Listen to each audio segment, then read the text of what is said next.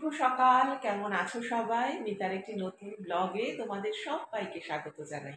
আজকে হচ্ছে শুক্রবার, এখন বেজে গেছে 9:30। আজকের ব্লগটা একটু দেরি থেকে শুরু করলাম।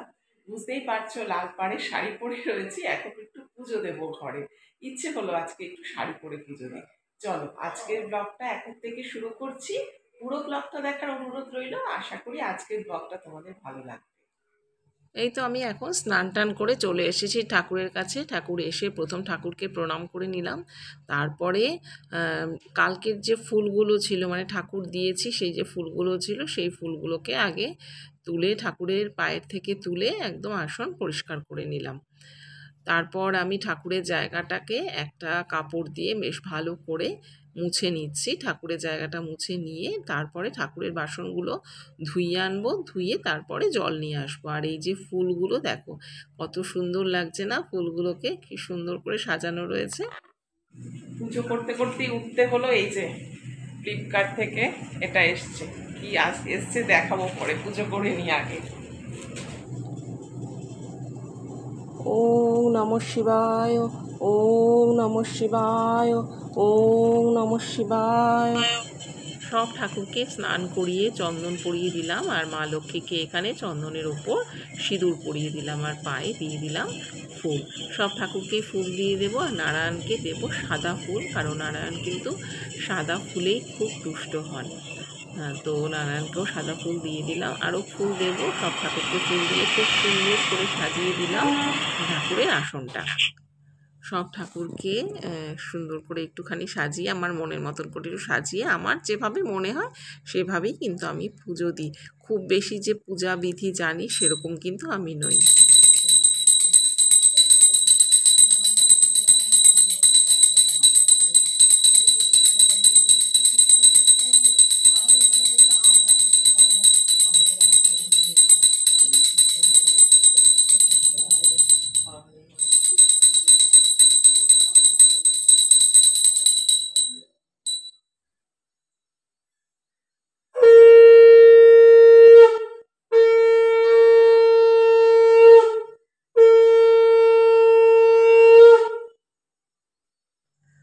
এই তো আমার পুজো শেষ হয়ে গেল। ঠাকুরকে নিজের মনের কথা বলে একটু ঠাকুরের নাম করে আর কি, আমি তো রাম ঠাকুরের দীক্ষিত, তো নাম ঠাকুরের নাম করে এবার হয়ে গেল আমার পুজো। মেয়েও ঘুম থেকে উঠে গেছে। এবার পুজো করছি, আবার চিন্তাও লাগে জানো তো, কি খাওয়া দাওয়া হবে, মেয়ের কি কি খাবে না খাবে।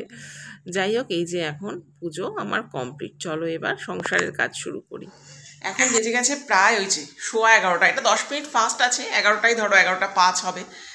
আর ব্রেকফাস্ট আজকে অলমোস্ট লেট। আজকে ব্রেকফাস্টে করেছি ম্যাগি। এই যে মেয়ে আর আমি ম্যাগি খেয়ে নেব, তারপর খুব তাড়াহুড়ো করে অন্যান্য সমস্ত কাজ করতে হবে, কারণ আজকে রান্না অনেকটাই বাকি আছে। চলো আগে খেয়ে নিই, তারপর কি রান্না করি দেখাচ্ছি তোমাদের। তো তখন আমি বললাম যে খাওয়া দাওয়া মানে ব্রেকফাস্টটা কমপ্লিট করে তারপর রান্না বান্না করব, কিন্তু মেয়ের সঙ্গে ভিডিও সংক্রান্ত কিছু ব্যাপারে আমি একটুখানি বসছিলাম। ওর থেকে কিছু জানা, ছোটদের থেকেও তো অনেক কিছু জানার আছে তাই না? ওরা এখন ইয়াং জেনারেশন, ওরা অনেক কিছু জানে। তো ওর থেকে অনেক কিছু জানতে গিয়ে অনেক সময় চলে গেছে, অনেক সময় পার হয়ে গেছে। তো প্রায় 2টোর মতন হয়ে গেছে। এখন একটুখানি ওই উচ্ছে ভাজবো, তবে উচ্ছে এখন খাবো না, উচ্ছেটা রেখেই দেবো। আর কাঁকরোলটা ভাজবো, আর একটু পাঁপড় ভাজবো, কারণ মেয়ে তো মিক্সড সবজি করা আছে, ও তো ওটা খাবে না, সেই জন্য এইটুকানি করে নিই। তো এখানে উচ্ছে আর কাঁকরোল ভেজে নেব, নিয়ে তারপরে খেতে বসে পড়বো। অনেকটা লেট হয়ে গেছে আজকে। আর এই তো এখন ভাজা টাজা সব কমপ্লিট হলো, এখন খেতে বসে পড়বো। মেয়েকেও ডাকলাম, তো আর আমি এখন বসে পড়ছি। মাছ টাছ তো কিছুই হলো না, মাছ নুন হলুদ মাখিয়ে রেখেছিলাম, ভাবলাম হয়তো করব, কিন্তু আর করা হলো না, ওটা বিকেলেই করব। আর কালকে যেহেতু আমরা একটু বেরোনোর আছে, সেহেতু কালকে রান্না করতে পারবো না সকালে, তাই কালকের রান্নাটা ভাবছি আজকেই করে রাখবো। আজকে করে রাখলে কি, কালকে সকালে নীলাদ্রির সাথেই বেরোবো, মনে করো 7:30 পৌনে 8টার মধ্যেই বেরিয়ে যাব। তো সেই জন্য রান্নাবান্নাগুলো যদি মাথায় চাপ থাকে না, তাহলে টেনশান লেগে যায় ভীষণ। সেই জন্য আজকে রান্নাবান্নাগুলো করে রাখি, তাহলে কালকে একদম টেনশন ফ্রি থাকবো।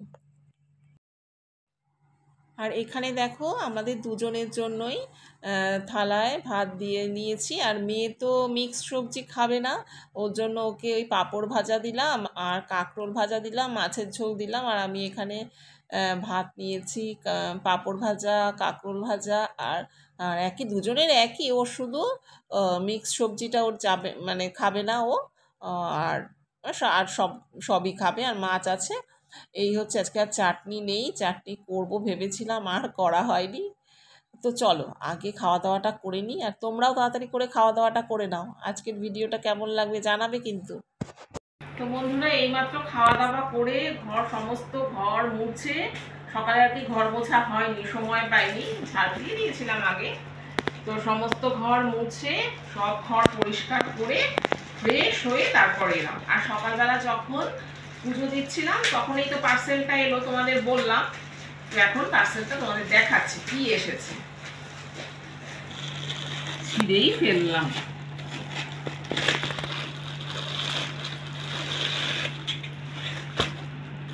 এটা তোমরা আইডিয়া করো তো কি এটা।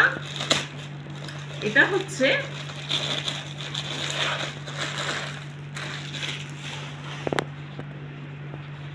গ্যাস সিলিন্ডারের কাভার। আমার গ্যাস সিলিন্ডারটা তো ড্রয়িং রুমে রয়েছে, দেখতে না ভালো লাগে না জানো তো, সেই জন্য একটা কাভার কিনলাম। কেমন হয়েছে কালারটা দেখো তো, কেমন হয়েছে কালারটা। আমার তো খুব ভালো লেগেছে, কোয়ালিটিটাও কিন্তু বেশ ভালো, বেশ ভালো লাগছে আমার দেখতে। মানে যেরকম আমি ভেবেছিলাম তার থেকেও বেশি ভালো এসছে প্রিন্টটা, দারুণ হয়েছে। এই যে এই দিকটা খোলা, আর এখানে চেন সিস্টেম আছে।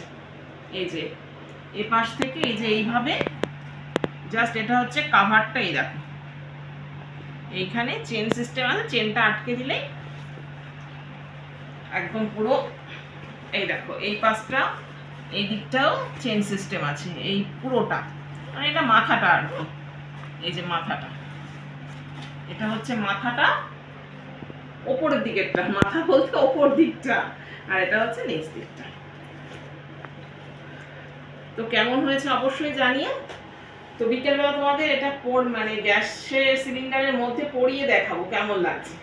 তো চলো আজকের ভিডিওটা এখানেই শেষ করছি। তোমরা সবাই ভালো থেকো, সুস্থ থেকো।